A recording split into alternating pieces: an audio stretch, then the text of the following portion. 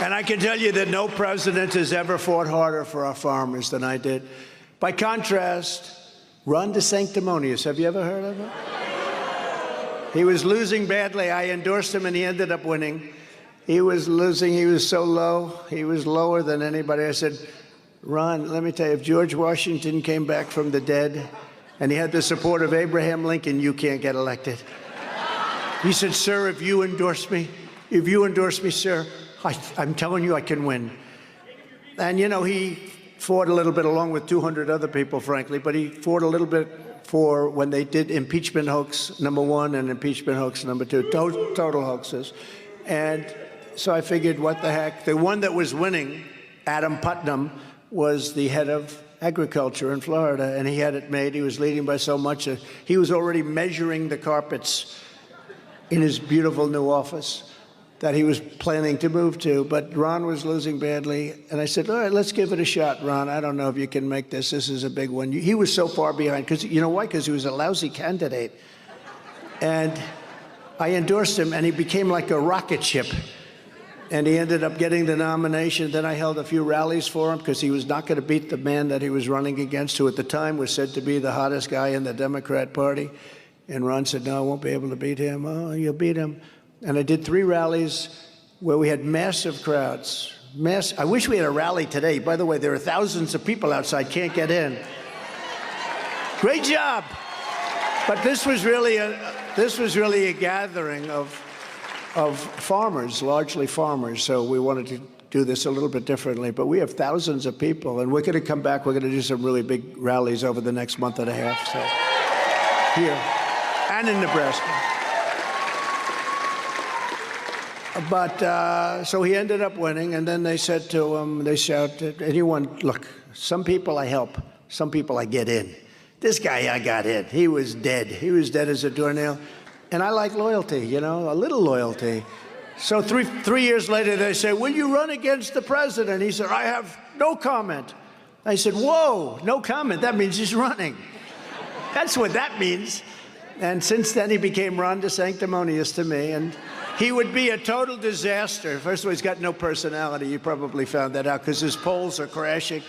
He's got no personality, but he would be a catastrophe for the farmers of Nebraska and Iowa and every place else, any place else. I think if a lot of other people also. DeSantis, as I call him, the abbreviation, is a globalist sellout, and Paul Ryan and Karl Rove, acolyte, who's in the pocket of Wall Street donors at the Club for No Growth. Did you ever hear of the Club for No Growth? You know what they call them also?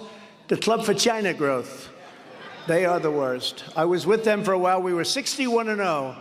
And then we had arguments over a couple of candidates that I liked, and my candidates won.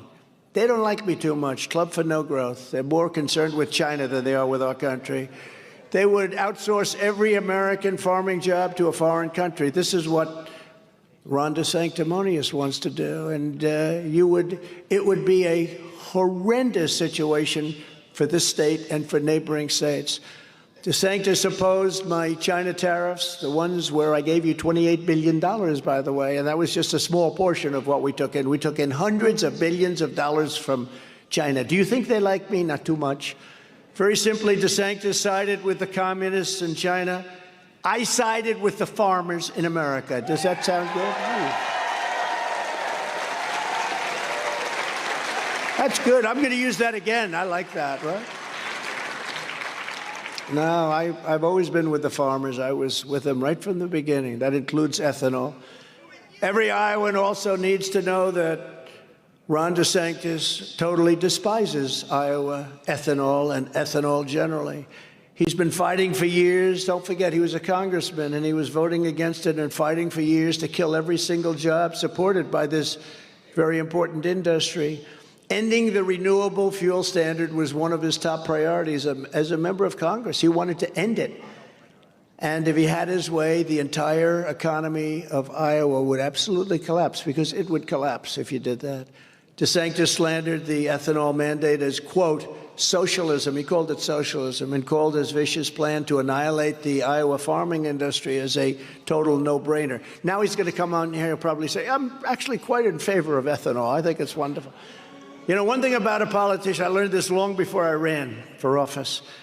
When they have their initial thoughts, that's what they go back to. So he may have to come in and he may have to say, I love ethanol, isn't it wonderful? But what he's done to ethanol has been very bad. And the people in the ethanol industry understand that he's bad news. In Florida, DeSantis is famous for his cruel targeting of family farms, not in favor of the farms. In a callous betrayal of farmers, DeSantis recently vetoed over $130 million in farm subsidies, prompting the Florida Agricultural Commissioner to state in total disbelief, this is no conceivable, and there is no conceivable reason to target agriculture in a year when we have billions and dollars and billions of reserves. Agriculture was harmed today by the governor of Florida, and harmed very badly, and it's true. And he's going to do that to Iowa and Nebraska and everybody else because that's his inclination. I used to like DeSantis a lot, but when he backstabbed, he showed his true colors. To run against the man who made you. You would have lost in the midterms in 2018 unless Trump would have endorsed you, Mr. DeSantis, and saved your career. Now you're going to go behind him, stab him in the back, and lie about him. Okay,